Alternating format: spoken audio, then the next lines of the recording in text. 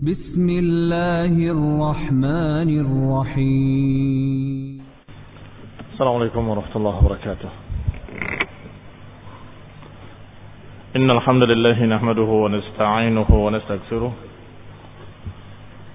ونعوذ بالله من شرور أنفسنا ومن سيئات أعمالنا. من يهده الله فلا مضل له ومن يضلل فلا هادي له، وأشهد أن لا إله إلا الله وحده لا شريك له، وأشهد أن محمدا عبده ورسوله صلى الله عليه وعلى آله وأصحابه والتابعين وتابع التابعين ومن تبعهم بإحسان إلى يوم الدين. يا أيها الذين آمنوا اتقوا الله حق تقاته ولا تموتن إلا وأنتم مسلمون.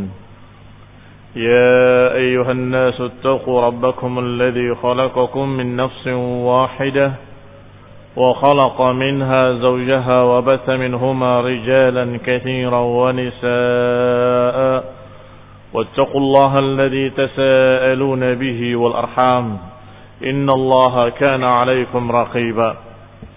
يا أيها الذين آمنوا اتقوا الله وقولوا قولا سديدا يصلح لكم أعمالكم ويغفر لكم ذنوبكم، ومن يطع الله ورسوله فقد فاز فوزا عظيما. أما بعد، فإن خير الحديث كتاب الله، وخير الهدي هدي محمد صلى الله عليه وعلى آله وسلم، وشر الأمور محدثاتها، فإن كل محدثة بدعة وكل بدعة ضلالة وكل ضلالة في النار. Ikhwani fi din, a'azakumullah, kaum muslimin saya hormati. Sampai kita pada ikhbarul kuhan minal Arab, ay minal ahbari war ruhban. Berita-berita dari para dukun-dukun Arab dan juga dari ahbar dan dari ruhban. 3 golongan. Golongan pertama golongan musyrikin yang mereka biasa menerima berita dari dukun-dukun mereka.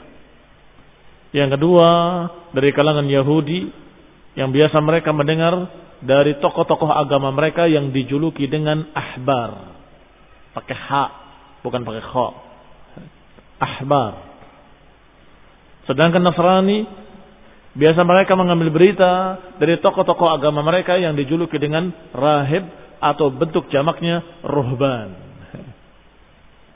Yang Allah Subhanahu wa taala menyatakan tentang mereka, ittakhadhu ahbarahum wa ruhbanahum arbaban min dunillah. Mereka menjadikan ahbarnya dan ruhbannya menjadi tuhan-tuhan selain Allah Subhanahu wa taala.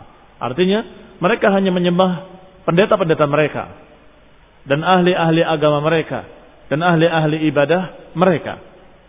Maka ikhwan fillah a'azakumullah, Ibnu Hisham rahimahullah menyatakan bahwa kanatil ahbar min Yahud wa ruhban min an-Nasara wal kuhan min al-Arab qad tahaddatsu bi amri Rasulullah sallallahu alaihi wa ala alihi wasallam. Kata beliau rahimahullah bahwa ahbar Yahud, para pendeta-pendeta dari kalangan Yahudi maupun pendeta-pendeta dari kalangan Nasrani maupun kuhan, para dukun-dukun dari kalangan Arab musyrikin, qad tahaddatsu, mereka telah membicarakan bi amri Rasulullah sallallahu alaihi wa ala alihi wasallam, telah membicarakan urusan Rasulullah sallallahu qabla mab'athihi, sebelum dibangkitkannya. Lima taqaraba min zamanih, karena sudah dekatnya zaman diutusnya seorang rasul yang terakhir. Karena sudah dekatnya zaman, maka mereka membicarakan. Ammal ahbar min Yahudi wa ruhban min an-Nasara fa'amma wajadu fi kutubihim. Adapun ahbar dari kalangan Yahudi maupun ruhban dari kalangan Nasrani, maka mereka membicarakannya dari apa yang mereka dapati di kitab-kitab mereka. Sudah turun dalam Injil, sudah diberitakan dalam Taurat bahwa akan datang seorang nabi yang terakhir yang namanya Ahmad atau Muhammad atau Mahi dan sekian nama-nama yang disebut yang merupakan julukan-julukan bagi Rasulullah sallallahu alaihi wa ala alihi wasallam. Maka mereka membicarakannya dari kitab-kitab mereka. Min sifatihi wa sifati zamani. Mereka memberitakan sifat-sifat Nabi yang akan datang dan mereka memberitakan pula zaman di mana Nabi akan diutus. Zamannya begini, zamannya begitu. Maka zaman tersebut mereka sudah merasa bahwa ini zaman yang dikhabarkan dalam kitab-kitab mereka akan munculnya seorang Nabi. Dan digambarkan oleh mereka sifat-sifatnya dengan detail. Sampai dikatakan oleh Allah Subhanahu wa taala, ya'rifunahu kama ya'rifuna abna'ahum. Mereka mengenalinya seperti mengenali anak-anak mereka sendiri. Mengenali namanya, sifatnya, bagaimana bentuk tubuhnya dan seluruhnya. Wa ma kana min ahdi anbiya'ihim ilaihim fi. Dan juga mereka membicarakan dari apa-apa yang telah diberitakan oleh nabi-nabi mereka. Ini mereka Yahudi dan Nasrani, pendeta-pendeta mereka, ahli-ahli kitab mereka membicarakan tentang nabi yang akan datang dari dua sisi. Dari kitab-kitab yang turun pada mereka dan dari berita-berita nabi-nabi mereka. Dari Nabi Musa, dari Nabi Isa dan lain-lainnya. Wa amal kuhan, adapun para dukun-dukun dari kalangan musyrikin Arab, fa'atathum bihi syayatin. Maka mereka mendapatkan berita dari apa yang didatangkan beritanya oleh syaitan-syaitan, oleh jin-jin. Syayatin minal jinni. Fima tastariqu minas sam'i.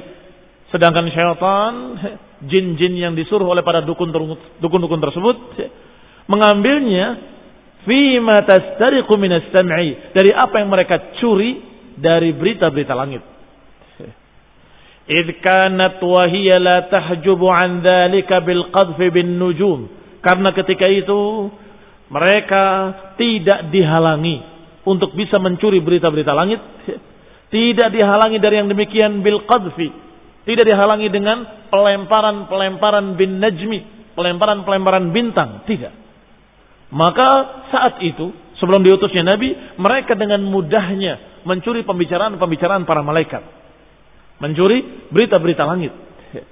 Tetapi setelah diutusnya Rasulullah SAW, maka para jin-jin tadi dihalangi untuk bisa mencuri berita langit dengan lemparan-lemparan bintang. Sebagaimana dikhabarkan oleh Allah dalam Al-Quran, Allah mengisahkan tentang ucapan jin ketika jin-jin merasakan perbedaan-perbedaan. Kenapa? Kok sekarang ada perbedaan? Dulu kita bebas untuk mencuri berita langit. Sekarang kita dihalangi dengan bintang-bintang ini. Ada apa yang terjadi di bumi? Allah kisahkan berita mereka di dalam Al-Quran. Wa anna kunna naq'udu minha maqa'ida lis-sam' faman yastami' al-ana yajid lahu shihaban rasada. Kata Allah, jin-jin itu berkata, wa anna kunna naq'udu maqa'ida lis-sam'. Dan kami dulunya duduk-duduk di langit, maqa'id, di tempat-tempat tertentu, lis-sama', untuk mendengarkan berita-berita langit. Tetapi kata Allah, faman yastami'il ana yajid lahu shihaban rasada. Adapun siapa yang mendengarkan atau mencuri berita-berita di langit sekarang, yajid lahu, dia akan mendapati shihaban rasada, akan mendapati bintang-bintang yang dilemparkan. Terbunuh mereka dengan lemparan-lemparan bintang. Maka para jin-jin tadi merasa ini pasti ada terjadi berita besar di bumi, ada perubahan, berarti ada masa yang baru, ada sesuatu yang terjadi yang Allah kehendaki.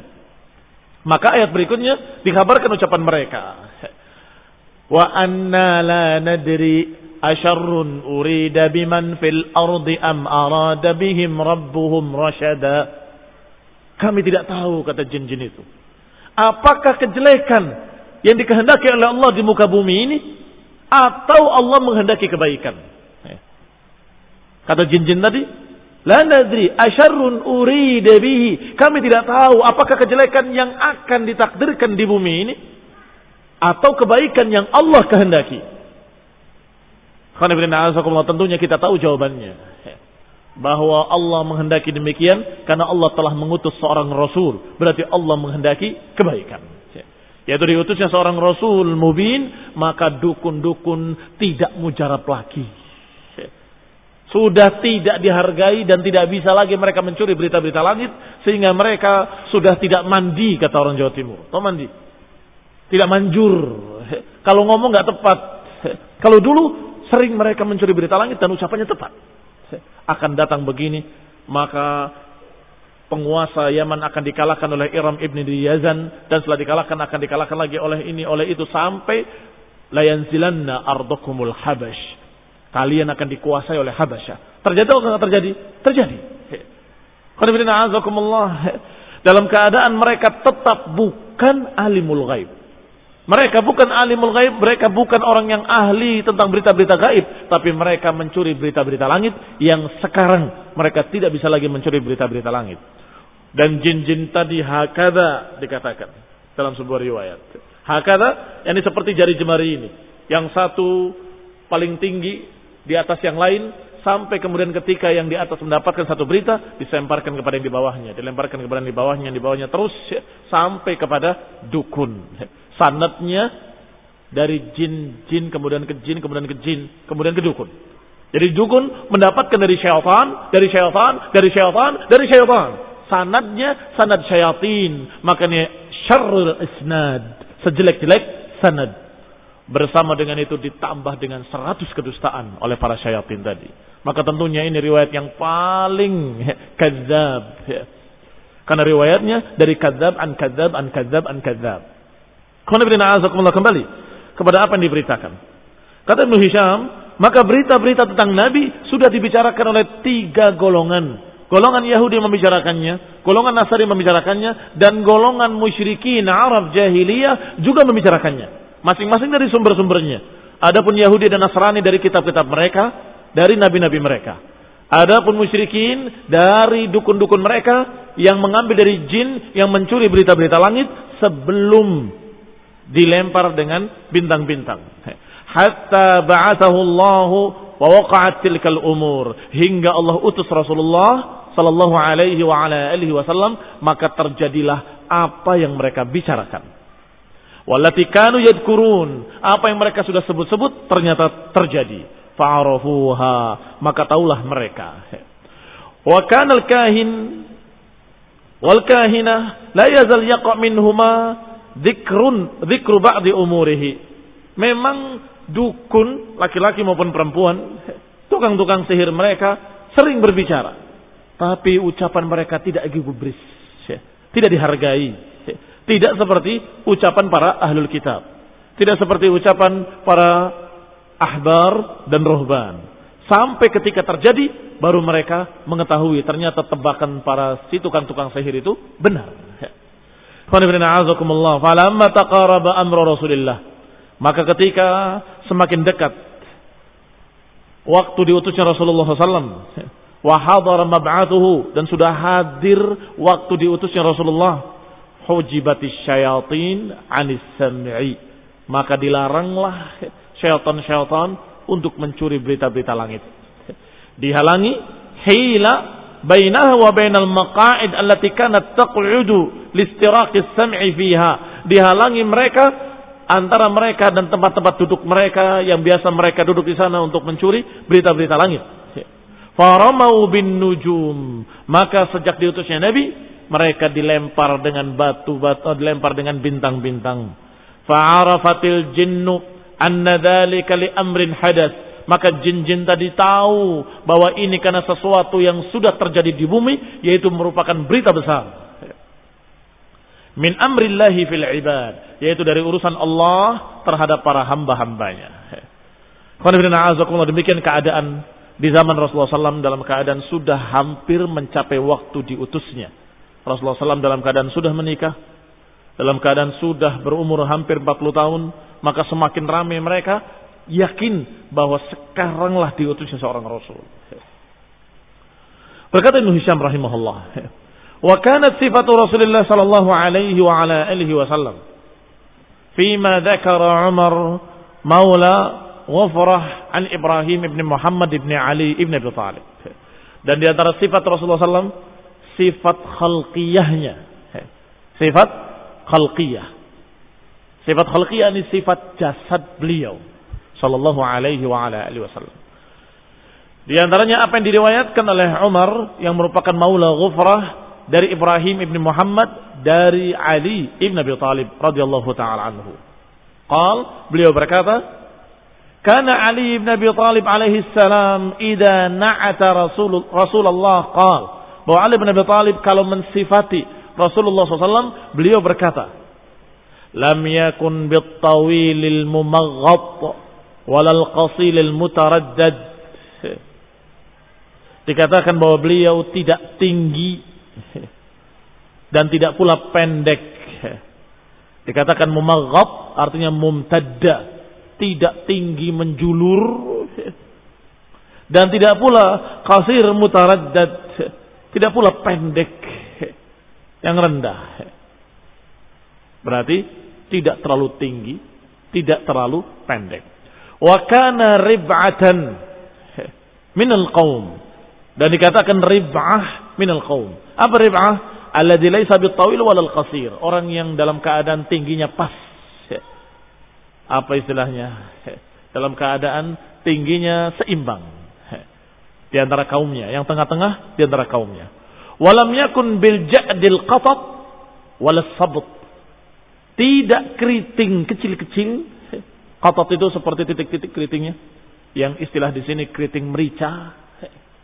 Tidak pula lurus kojor begitu, tidak. Berarti bagaimana? Kana ja'dan rajlan. Beliau dalam keadaan hanya ikal berombak. yakni tidak keriting yang sangat, tetapi tidak pula lurus. Walam yakun bil mutahham, dan Rasulullah SAW tidak gemuk, tidak gembrot. Wala al mukalsam, disebutkan mukalsam di sini al mustadirul wajah fi sighar, yang wajahnya bundar, bulat, tidak begitu. Wa kana abyad musyraban, dan beliau wajahnya, badannya putih segar. Ad'ajal ainain, yang kedua matanya hitam pekat, yang kedua bola matanya hitam, bukan bermata biru wala kuning, tapi hitam. Ahdab al-ashfari, ahdab al-ashfar maknanya tawil, ahdabuha, panjang bulu matanya, bulu matanya panjang. Jalilul masyash, masyash idham ru'usil mafasil, tulang yang ada di ujung pundak ini dalam keadaan digambarkan jalil, besar, tinggi ininya. Dadanya atau tulang di pundaknya bidang. Demikian pula katid, tulang belikatnya besar. Daqiqul musrabah, musrabah disebutkan sya'r al-mumtad an sadr ila surrah, bulu-bulu yang ada di dada sampai ke pusatnya itu lembut. Daqiq artinya lembut, bukan bulu yang kasar, tapi bulu yang lembut. Ajrada shithnil kaffaini wal qadamaini, dikatakan shitn di sini maknanya ghaliyum. Ajrada maknanya qalil sya'r, sedikit bulu di tangannya dan di kakinya, tetapi dalam keadaan tangan dan kakinya dalam keadaan besar. Qala idza masya taqalla'a, kalau berjalan itu hampir kakinya tidak berpijak sepenuhnya, karena cepatnya jalannya. Ka'annama yamshi fi sabab, seakan-akan beliau berjalan di tempat yang dalam keadaan menurun. Bagaimana kalau orang berjalan di jalan menurun? Kakinya hampir tidak berpijak, karena cepatnya dan karena dia berjalan di jalan yang menurun. Dan seperti itu beliau berjalan, walaupun jalannya tidak menurun, beliau berjalan seakan-akan berjalan di jalan yang menurun, karena kakinya tidak memijak dengan sepenuhnya. Idza iltafata ma'an, kalau beliau menengok dengan seluruh badannya. Tidak begitu, tapi begitu. menengok dengan badannya. Baina katifaihi, di antara dua pundaknya, di belakang punggungnya, khatimun nubuwah, terletak tanda kenabian yang bulat seperti telur burung. Wa huwa sallallahu alaihi wa ala alihi wasallam khatamun nabiyyin, dan beliau adalah penutup para nabi. Ajwadun nasi kaffan, yang paling bagus tangannya. Wa ajra'anna sadran, dan paling bidang, paling bagus dadanya. Wa asdaqan nasi lahjatan, dan paling jujur pembicaraannya. Wa aufan nas zimmatan, dan yang paling menjaga amanah, yang paling menjaga janji. Wa alyanuha arikatan, dan yang paling lembut kulitnya. Enam. Arika disebutkan husnul ishrah, paling lembut dalam bergaul. Wa akramahum ishratan, dan paling mulia dalam bergaul. Man ra'ahu badihatan habahu, siapa yang melihatnya baru pertama kali akan segan. Yani merasa orang ini sangat berwibawa sehingga takut. Kalau pertama melihatnya, habahu, merasa haibah kepadanya, merasa yang dihadapinya adalah sesuatu yang besar sehingga dia takut. Kalau pertama melihat. Wa man khalatahu ahabbahu, tetapi sudah setelah bergaul akan cinta kepadanya. Jadi pertama melihat terlihat berwibawa. Ketika bergaul cinta. Demikian Rasulullah sallallahu alaihi wa ala alihi wasallam sebagaimana digambarkan oleh Ali bin Abi Thalib radhiyallahu taala anhu. Yaqulu na'ituhu, berkata orang yang mensifatinya, lam ara qablahu wala ba'dahu mithlahu qat. Aku enggak pernah melihat orang yang seperti itu sebelumnya dan tidak pernah melihat yang seperti itu setelahnya sama sekali. Sallallahu alaihi wa ala alihi wasallam. Sifat Rasulullah SAW minal Injil. Kayak sekarang sifat yang digambarkan dalam Injil. Berkata Ibnu Ishaq rahimahullah, qad kana fima balagani amma kana wad'a Isa ibn Maryam fima ja'ahu min Allah fil Injil lihal al-Injil min sifat Rasulullah sallallahu alaihi wa ala alihi wasallam. Dan telah ada pada apa yang sampai kepadaku dari apa yang diletakkan oleh Isa ibn Maryam, yang diletakkan maknanya diajarkan, dari apa yang diajarkan oleh Isa ibn Maryam, dan apa yang datang dari Allah Subhanahu wa taala dari Injil untuk para ahlul Injil, untuk kaum Nasrani. Di antaranya sifat dari sifat Rasulullah sallallahu alaihi wa ala alihi wasallam. Mimma asbata Yuhannas al-Hawari, dari apa yang telah sabit dari Yuhannas, seorang Hawari yang sekarang biasa dijuluki dengan Yohanes. Nah,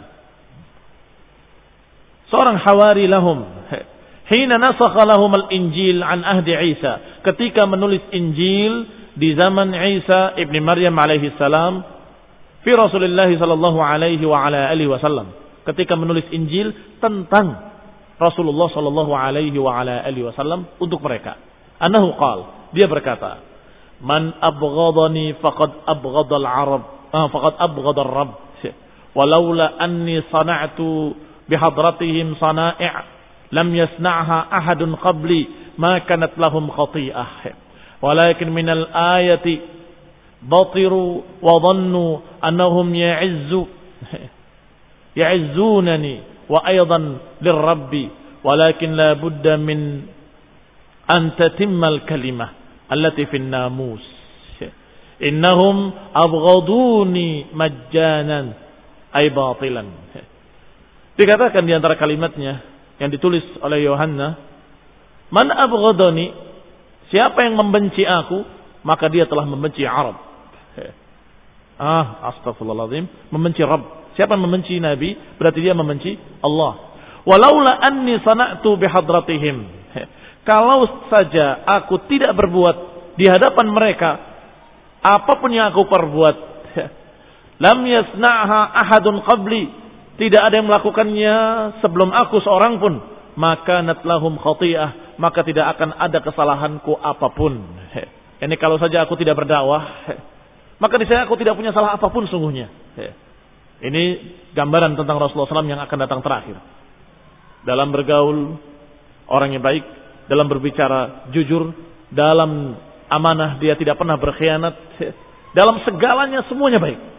Dan semua orang-orang Arab mengenali Rasulullah SAW sebagai seorang yang jujur. Mereka tidak membencinya kecuali ketika Rasulullah SAW mendakwahkan la ilaha illallah. Walakin minal ayati batiru wa dhannu annahum ya'izunani wa aidan lirrabbi. Tetapi mereka terhadap ayat menentang, sombong. Batiru maknanya sombong. Wa dhannu annahum ya'izunani wa aidan lirrabbi, dan mereka mengira bahwa mereka membenci aku dan juga terhadap Allah, terhadap Rabb. Walakin la budda min an tatimmal kalimah, tetapi kalimat ini harus sempurna. Kalimat yang dibawa oleh Nabi tersebut harus sempurna. Allati fin namus, yaitu kalimat yang dibawakan oleh namus. Siapa namus? Nah, sudah disebut kemarin ketika berbicara tentang Rasulullah. Maka pendeta tadi mengatakan hadan namus, itu adalah namus yang pernah datang pada Musa. Ini Jibril dalam bahasa mereka. Yani apa yang dibawanya harus sempurna, yaitu kalimat-kalimat yang dibawa oleh namus oleh Jibril kepadanya. Ini juga sama dengan yang diturunkan dalam Al-Quran. Ayat apa? Yuriduna an yutfi'u nurallah biafwahihim. Wallahu mutimmu nurihi walau karihal kafirun. Tapi Allah akan tetap menyempurnakan cahayanya walaupun mereka tidak suka. Yani mereka kaumnya akan membencinya dalam keadaan beliau tidak punya salah apapun. Nah, ini gambaran dalam Injil. Bahwa nanti akan datang seorang nabi, yang seorang nabi tersebut akan dibenci oleh kaumnya dalam keadaan dia tidak punya kesalahan apapun kecuali dia menyampaikan ayat. Tetapi dalam keadaan mereka membencinya, Allah Subhanahu wa taala akan menyempurnakan ayat yang dibawa oleh namus dan akan menyempurnakannya walaupun mereka tidak suka. Innahum abghaduni majjanan, mereka membenci aku dalam keadaan tidak ada alasan apapun. Majjanan yang sering diterjemahkan gratis, ini bukan maknanya gratis, ai batilan, maknanya tidak ada alasan apapun. Membenci Nabi tidak karena Nabi punya salah, tidak karena Nabi berdusta, tidak karena Nabi berbuat kejelekan, sama sekali tidak. Ai batilan. Falau qad ja'al munajjimanan hadha alladhi yursiluhu Allahu ilaikum min 'indir Rabb. Walaupun telah datang berita munjamannan hadha alladhi yursiluhu Allahu ilaikum min 'indir Rabb. Walaupun dia telah membawakan sesuatu yang pasti yang dikirim oleh Allah Subhanahu wa taala kepada kalian dari Rabb kalian. Ruhul Qudusi hadzal ladzi min 'indir Rabbi kharaja. Itu adalah Ruhul Qudus yang dari sisi Allah dia diutus. Ini berita dalam Injil. Fa huwa syahidun 'alayya wa antum aidan. Dan aku adalah saksi atas kalian dan juga kalian. Dia Allah adalah saksi atasku dan kalian juga saksi. Li'annakum qadiman kuntum ma'i, karena kalian dulu kalian bersamaku. Fi hadza qultu lakum likaima la tashukku. Dan ini aku katakan untuk kalian agar kalian tidak ragu. Disebutkan sini munajjamannan, itu bahasanya bukan bahasa Arab. Munjamannan atau munhamannan adalah bahasa Siryaniyah yang maknanya adalah Muhammad, wa huwa birrumiyah, dan disebutkan dalam bahasa Romawi Baraklitus. Ini dalam bahasa Romawi. Dalam bahasa Syriani Munhamannan, dalam bahasa Arab Muhammadan. Nah, yang maknanya semua sama, yakni yang terpuji. Demikian ikhwan fillah azakumullah.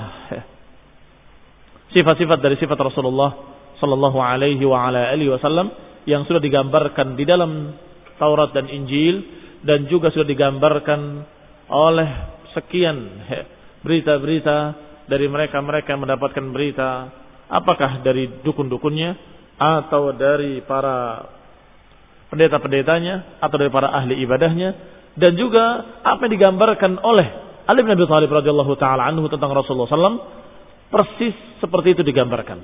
Kadang digambarkan tentang akhlaknya, kadang digambarkan bentuk tubuhnya, kadang disebutkan pula namanya.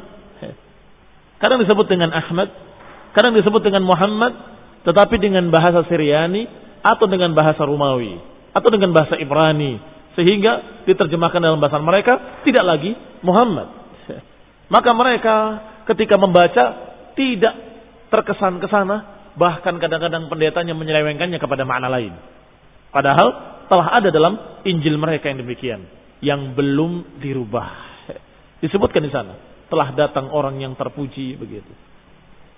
Mereka menafsirkannya orang terpuji, maksudnya ini, maksudnya itu. Tidak mengatakan bahwa itu adalah Muhammad sallallahu alaihi wa ala alihi wasallam, nabinya kaum muslimin. Ini karena pengkhianatan para pendeta-pendeta tersebut setelah nabi benar-benar muncul. Sebelumnya mereka tidak tutupi, mereka buka, akan datang seorang nabi begini, begini dan begitu. Tetapi ketika datang benar-benar pada mereka, mereka menentangnya dan mereka memutarbalikkan maknanya dan menyelewengkan maknanya kepada makna lain. Ini keanehan ahlul kitab dari Yahudi dan Nasrani. Sebelum datang mereka menunggu-nunggu, mereka menanti-nanti, tapi ketika benar-benar datang pada mereka, mereka mengkhianatinya dan mereka menentangnya. Mulai mereka menutup maknanya yang asli. Maksudnya orang terpuji, ya semua orang yang terpuji, orang yang soleh, orang yang baik. Bukan maknanya adalah Muhammad sallallahu alaihi wa ala alihi wasallam. Ini pengkhianatan dari mereka para pendeta-pendetanya. Nasallahu taufiq wal afiyah.